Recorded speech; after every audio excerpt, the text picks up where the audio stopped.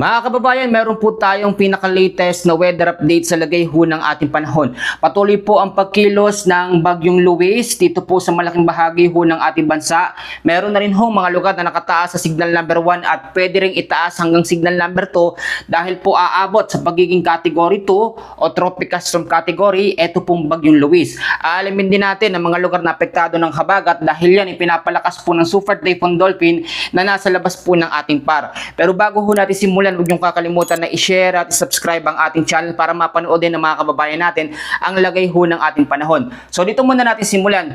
Huli hong namataan, ito nga pong Bagyong Luis na meron pong lokasyon na 285 kilometers east of Baler, Aurora. Tinataglay po nito ang hangin ngayon na umaabot po sa 55 kilometers per hour at meron pong pagbugso naman na umaabot sa 70 kilometers per hour.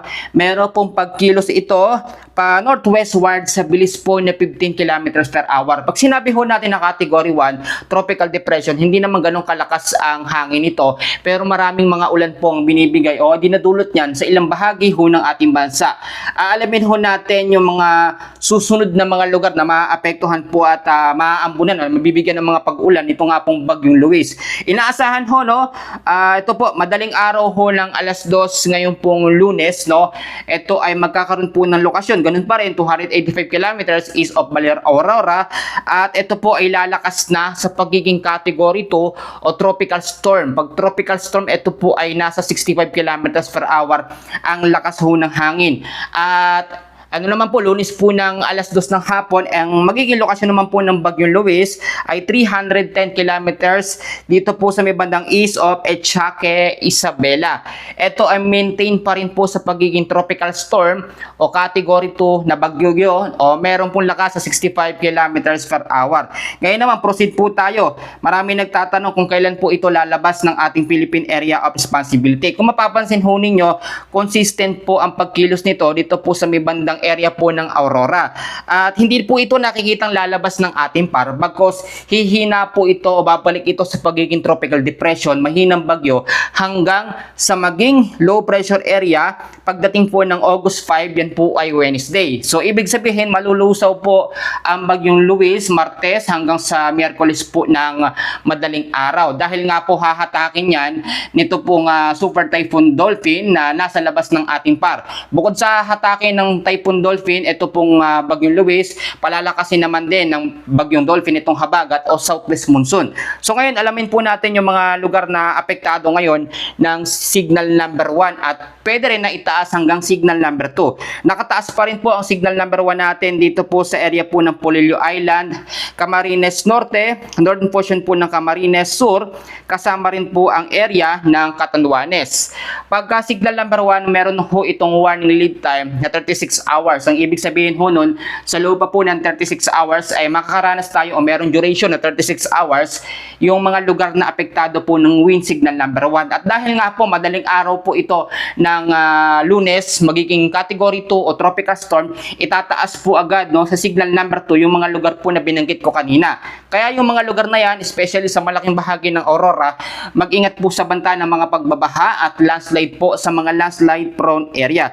So proceed ho tayo, no? Ngayon ho, naglabas ho ang Pag-asa ng tinatawag po natin na heavy rainfall warning o dami ng mga pag-uulan dahil po sa Bagyong Luis, no? O Bagyong Tropical Depression Luis.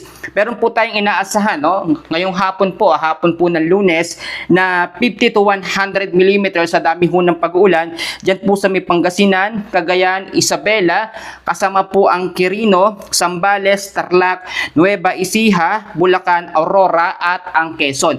Pag sinabi ho natin na 50 to 100 mm sa dami ng pag-ulan, sapat ho yan para magpabaha sa mga low-lying areas. Kaya yung mga low-lying areas na binanggit ko dyan, maglinis ng mga basura, wag pakalat-kalat para hindi po pagmulan ng mga biglaang pagbabaha. At pero naman tayong inaasahan po na 50 to 100 mm sa dami ng pag-ulan dahil pa rin sa Bagyong Luis, dito po sa area po ng La Union, Pangasinan, sa may Benguet, Isabela, Quirino, Aurora, kasama po ang Nueva Ecija, ang ilang bahagi po ng Bulacan pa rin, Tarlac, Pampanga, Zambales, Bataan, malaking bahagi po ng Metro Manila, Cavite, Batangas at Rizal. Kung mapapansin ho ninyo, halos ilang araw makakaranas ng mga pag-uulan. yung mga lugar po na binanggit ko. Dahil po yan sa trap o dahil sa epekto po ng hangin ng Bagyong Luis. Lalo na po, no, Lunes, no, hanggang sa hapon po ng Lunes, lalakas po ito sa pagiging tropical storm. Pero wag ho kayong mag-alala, matapos pong lumakas ito sa pagiging tropical storm, hihina naman ito sa pagiging tropical depression hanggang sa hatakin po, no, nito nga pong Super Typhoon Dolphin. Dahil naman po sa habagat o southwest monsoon, eto po, makinig po kayo, meron po tayong heavy rainfall warning. Meron po tayong inaasahan na ngayong hapon po o hapon po ng Lunes na 50 to 100 mm sa dami ng pag-uulan sa may Occidental po Mindoro, Occidental Mindoro. Meron din naman tayong inaasahan po na 100 to 200 mm sa dami ng pag-uulan, heavy to intense rain dito po sa area po ng Zambales, Bataan, kasama rin ng Occidental Mindoro. Pagka 100 to 200 mm sa dami ng pag-uulan, yun po yung nasa red o orange to red warning po na dami ng ulan. So kaya talaga magbabaha yun sa mga mababang lugar. At ito po, no, meron tayong moderate to heavy rains na merong 50 to 100 mm na dami ng ulan dahil sa habagat.